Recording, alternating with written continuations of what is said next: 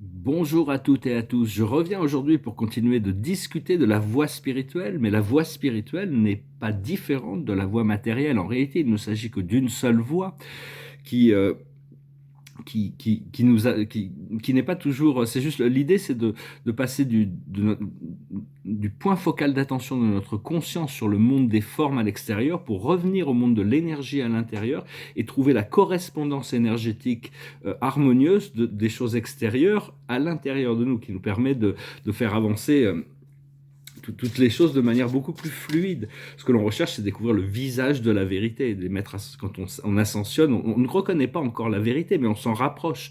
Il y a que Dieu, il faut arriver au niveau de Dieu pour arriver à voir le visage de la vérité. Mais c'est l'aboutissant ultime. Dieu nous a créé la source, le créateur de tout ce qui est, pour ceux qui peuvent concevoir l'existence d'un créateur. C'est une œuvre monumentale. C'est pas parce qu'elle n'est pas signée qu'il n'y a pas un créateur derrière tout ça. Nous a créé pour pouvoir avec le potentiel de devenir un. Hein. C'est vraiment l'essentiel, cet arbre de la vie, l'essentiel de la connaissance qui va devoir être réintroduite dans tous les systèmes d'éducation après la transition. La plus haute sagesse, c'est le doute. Alors c'est Descartes, hein, le philosophe du doute. Descartes doutait de tout sauf de l'existence de Dieu. Mais enfin, on ne peut pas prendre les choses trop, les sens, ce que nous apportent les sens, cette réalité sensorielle. Et seulement bon, le doute aussi, c'est juste quelque chose. Faut pouvoir passer par-dessus les doutes. Hein. Ce qu'il faut comprendre, c'est la compassion. C'est-à-dire que c'est le ministère de l'amour. Il y a deux formes d'amour sur Terre. Quand on parle d'amour, on parle de sentimentalité, de sexe, alors qu'en réalité l'amour c'est beaucoup plus que ça. Actuellement il y a Vénus et Neptune, Vénus qui est l'amour terrestre sentimental et Neptune qui est l'amour cosmique libérateur, sont en train de s'unifier en poisson actuellement. Donc la compassion, c'est continuer à enseigner ce que vous savez, enseigner, faire le bien, faire du bien pour vous-même aussi, s'aimer soi-même et arriver à faire le bien autour de soi. Et au plus notre compassion se développe, au plus notre lucidité et notre courage aussi se développent. C'est-à-dire que bon, on a quand même des opportunités d'exercer notre nature positive dans le monde. Ce qu'il faut faire, c'est l'authenticité, hein, être réel par rapport à soi-même, essayer de pas se mentir par rapport à soi-même, parce que bon, des fois, on n'a pas une vision claire sur nous-mêmes, donc il faut petit à petit arriver à lâcher prise sur beaucoup de jugements qu'on peut avoir sur nous-mêmes. Et l'aboutissant, c'est l'indulgence, c'est-à-dire bon, il faut pas être trop sévère cette carte d'indulgence, elle revient un peu trop souvent, je vous avouerai. C'est-à-dire qu'il ne faut pas être trop sévère, mais bon, il va falloir quand même avancer. Hein. Donc une fois que, pour éviter le doute, il faut écouter. Il faut écouter. La vie, elle est tout le temps consciente, elle peut nous parler tout le temps, elle peut adresser au niveau de la super conscience des autres, dans notre conscience à nous, on peut utiliser la vie comme un miroir. Et savoir que même si on est indulgent, on est protégé quand même. Hein. C'est-à-dire que on est quand même protégé. Il y a un code qui nous permet, il y a le code de l'ascension 00101110. C'est un code qui nous connecte à l'infini. Hein. C'est vraiment un code, tant qu'on ne découvre pas le pouvoir du code ou l'expérience, on peut pas le... Mais enfin, on continue à travailler avec ce code. C'est vraiment un code qui est là pour nous libérer de la matrice.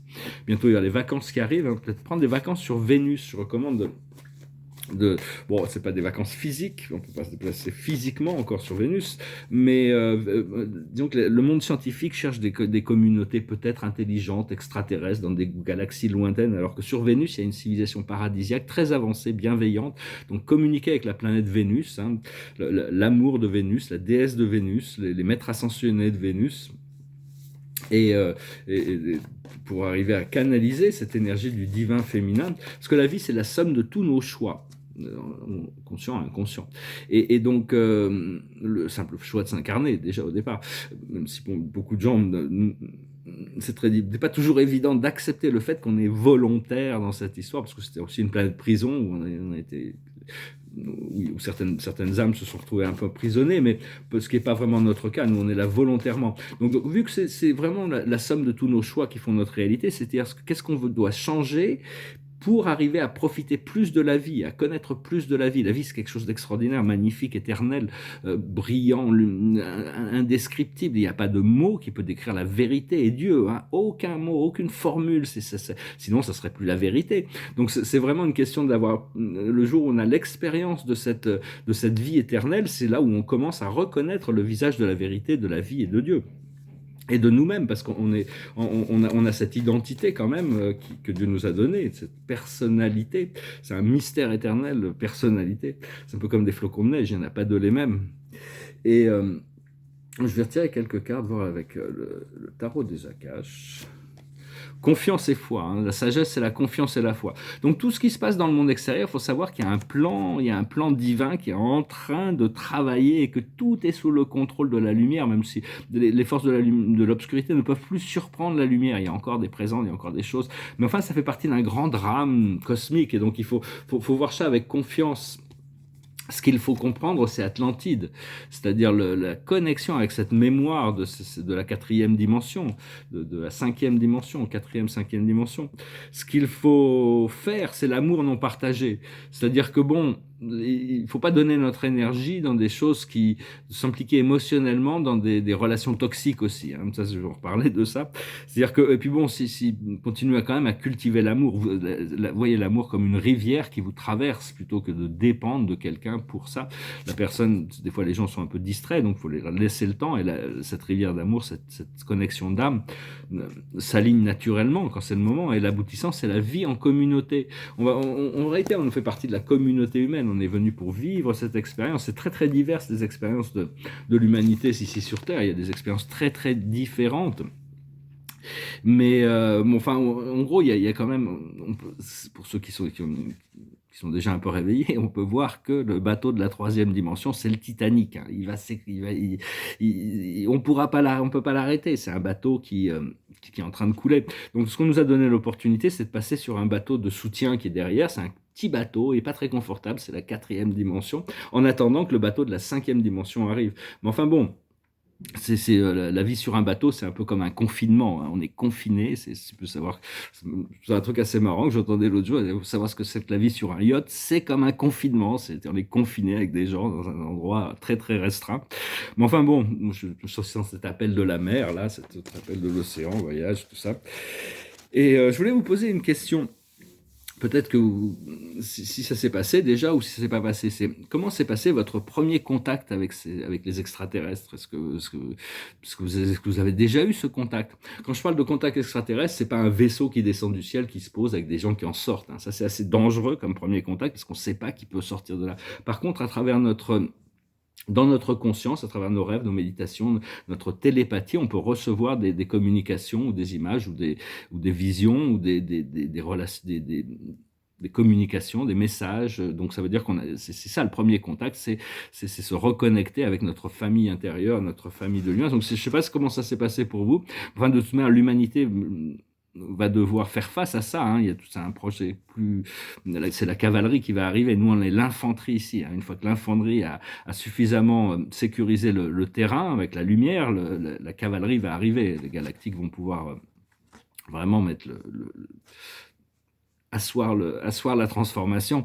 Parce que bon, c'est juste une question d'arriver. Quel est l'angle de vision qu'on a de la vie, hein. Ici, l'humanité, ils sont vraiment dans un angle hyper serré, donc c'est hyper inconfortable. Au plus notre point de vue, notre vision, notre angle de vision est vaste, au plus on a de confort. Éventuellement, on passe même des points de vue où on n'a plus de point de vue, on est circulaire, comme le maître de sagesse explique, Thoth, le maître de sagesse, il explique pour ascensionner, il faut passer par des courbes et des angles très bizarres, parce que sinon il y a toutes sortes d'oppositions. Donc c'est comment arriver à moduler sa pensée pour être dans le flot de la non-résistance. C'est des exercices qu'on doit faire un peu tous les jours. Alors je vais retirer quelques cartes. Parce qu'on est encore dans un Internet qui est en dessous de la vitesse de la lumière. Une fois que l'Internet sera quantique et sera dans la lumière, il y aura beaucoup de problèmes vont s'auto-résoudre. Hein. Il faut savoir, plein de choses vont s'auto-résoudre. Personnellement, bon, je vois bien le retour d'un parti, le parti de la République. Je suis assez platonicien. La souveraineté de la sagesse. Parce qu'actuellement, bon, moi je vois pas de l'Union européenne qui va exister très longtemps. Hein. Il n'y a pas trop de s'inquiéter là-dessus. On le voit. C'est vraiment, ils sont en train de. Parce que même tout ça, il y a beaucoup d'hypocrisie. Hein. Depuis le début de la crise, il y a 30% de pétrole russe qui achète, en plus que l'Union européenne achète. On est 3% en plus de gaz, mais 30% de pétrole. Donc tout ça, puis le rouble se porte très très bien. Enfin, tout ça, faut vraiment pas écouter le narratif de tout ce qui est expliqué, savoir que bon, tout fait partie d'un plan et il y a toujours des choses derrière la scène qui sont en train de se révéler. de se profiter de ces alignements cosmiques de Vénus et de Mars et Jupiter. Il y a ce pouvoir de Mars et Jupiter aussi en Poisson, et le pouvoir de Vénus et Neptune, hein, consciemment ou inconsciemment, ça nous assiste dans notre intégration. La plus haute sagesse, c'est l'être équitable, c'est la justice, c'est d'être droit, être juste, toujours chercher à trancher sur les choses de manière juste et équilibrée, ne pas prendre de parti. Ce qu'il faut comprendre, c'est les chaos et les conflits. Tout ce qui doit être remonté à la surface, explosé, être exposé, tout ça, faut accepter que c'est la résolution de toutes sortes de karmas très anciens. Ce qu'il faut faire, c'est le yang, être la volonté divine en action. Et l'aboutissant, c'est le pourquoi, pouvoir répondre aux questions. Parce que bon, une fois il faut pas répondre aux questions avant qu'on nous pose les questions, mais bon, il y a des réponses, toutes sortes de réponses à toutes sortes de choses. Il y a des raisons pour tout, même si des fois ça nous dépasse. Et donc voilà, je voulais parler aussi, adresser l'idée c'est aussi la fin d'un cycle karmique, donc c'est la fin de toutes les relations intimes karmiques, toxiques. C'est-à-dire que bon, pendant très longtemps, pendant très longtemps, dans cette incarnation, il y a eu beaucoup des fois des forces qui nous rapprochaient avec quelqu'un qui n'était pas bon pour nous, mais il y avait quelque chose à régler là-dedans. Le grand exemple, il y a un drame psychologique hollywoodien qui est en train de se jouer entre Johnny Depp et Amber Heard, là, lors d'un divorce. C'est tout un cas, c'est tout un.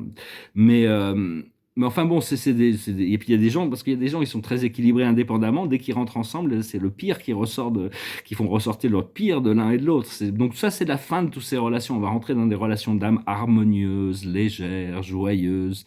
Et parce que dans tous les conflits, ils veulent nous polariser à prendre un côté, même si on peut se former une opinion, c'est de pas prendre de côté, accepter que bon, c'est juste mais dans tous les, pas seulement dans ce cas-là, mais dans tous les cas, éviter de condamner l'autre partie, parce que bon, de toute manière, on ne sait pas vraiment tout ce qui se passe, et donc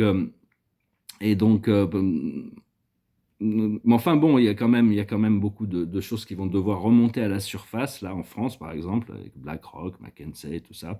C'est-à-dire que bon, il y a énormément de manipulation, alors où on est victime de quelque chose, donc où c'est fait volontairement pour des intérêts financiers, ou alors c'est de la naïveté. Mais enfin, de toute manière, on a besoin de leaders qui prennent les choses en main, qui soient responsables et qu'on puisse comprendre, que le peuple puisse comprendre que toutes les actions sont faites pour le plus haut bien de tous, hein, tout en gardant, bon, il y a des problèmes, il y a toutes sortes de problèmes. Bon, enfin bon, c'est pas. Disons que pour toutes les solutions, il y a des gens, ils vont rajouter des problèmes, hein, ils vont trouver de nouveaux problèmes, alors qu'en réalité, il y a plein de choses qui peuvent se régler assez facilement. C'est juste une question. Qu'est-ce que j'ai marqué là? Je sais pas, j'arrive pas à me relire. Mais enfin bon, il faut vraiment l'amour inconditionnel, le pardon inconditionnel efface le karma. Donc travailler avec ça, parce que bon, tout le monde a ces trucs. Après ça, il y a toutes ces choses qui sont projetées dans le monde, mais on a tous nos propres. On a besoin de réaligner certaines choses à l'intérieur de nous. Si de mémoire, quelqu'un revient à l'intérieur de vous, c'est justement une opportunité pour communiquer ou pour équilibrer quelque chose, mais éviter d'attirer des gens que vous sentez sont pas bons pour vous. Faut vraiment faire un peu de vide, hein, pour avoir de l'espace, parce qu'il y a des nouvelles personnes qui vont arriver. Donc voilà, je vais chanter une chanson, je vais tirer une dernière carte.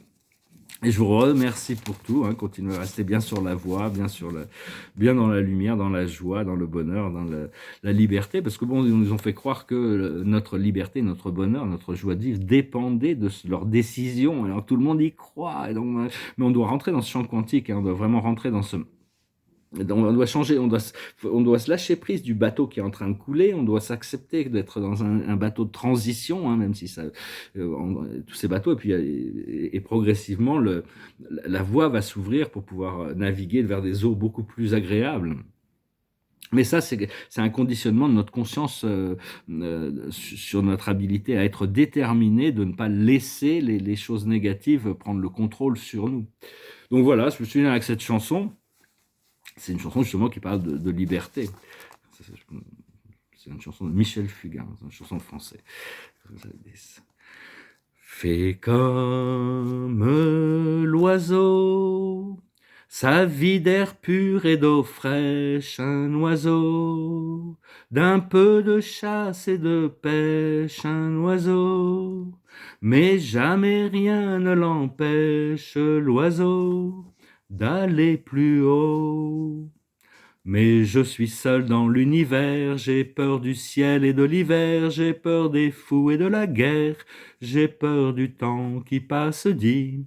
Comment peut-on vivre aujourd'hui dans la fureur et dans le bruit?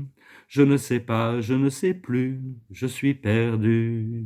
Fais comme l'oiseau, sa vie d'air pur et d'eau fraîche, un oiseau, d'un peu de chasse et de pêche, un oiseau, mais jamais rien ne l'empêche, l'oiseau, d'aller plus haut.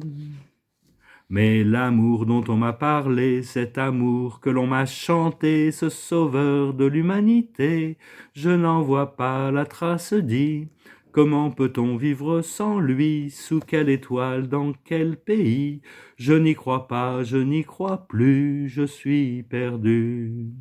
Fais comme l'oiseau, sa vie d'air pur et d'eau fraîche, un oiseau, d'un peu de chasse et de pêche, un oiseau, mais jamais rien ne l'empêche, l'oiseau, d'aller plus haut.